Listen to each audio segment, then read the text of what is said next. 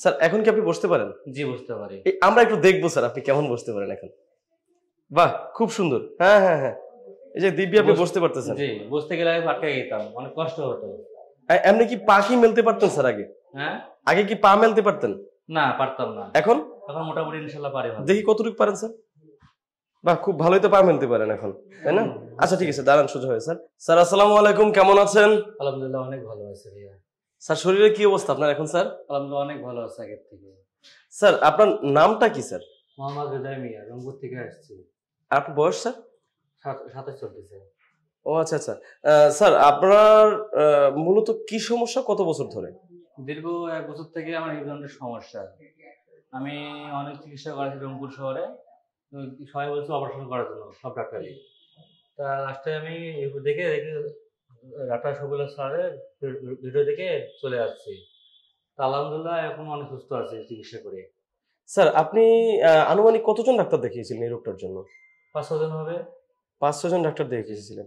সেই ডাক্তার আপনাকে কি বলতো এবং কেমন চিকিৎসা দিত? বলেছিল আমাকে অপারেশন করতে, টাকা লাগবে 3 লাখ, গ্যারান্টি হবে না, নিশ্চয়তা আমাকে দিয়েছে গ্যারান্টি।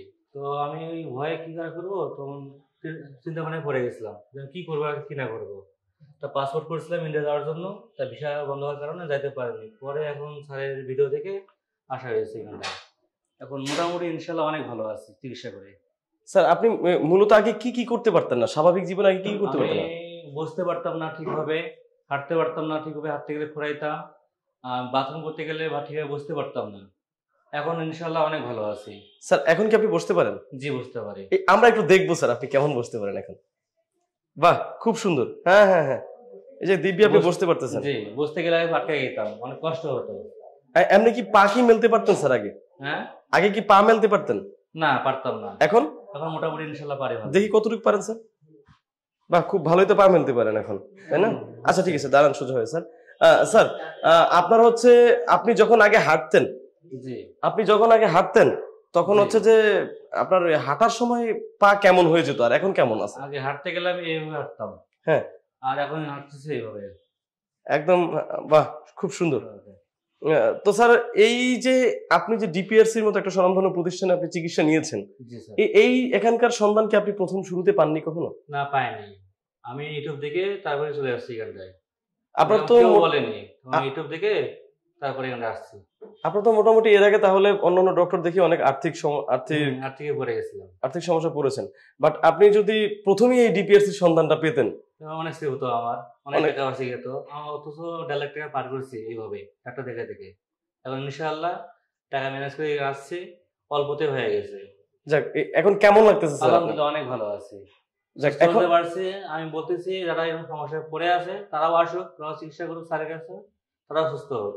এই কথাটা কেন বলেছেন আমাকে বলেন? আমি অনেক সুস্থ, আমি নিজে এসে আমি চাই তারাও আসুক, কষ্ট না পেয়ে এখানে এসে ভালো হোক, জীবন গড়ুক, জীবন কাটুক, এটাই আমি বলবো।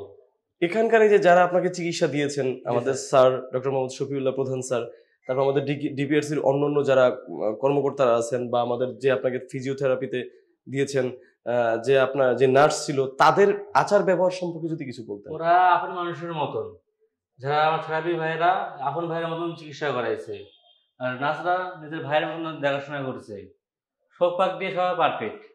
তাই বলবো কোথাও না যায়, সবাই না করে এখানটায় আসুক, সবার সেবা নেয়, এটা আমি চাইবো।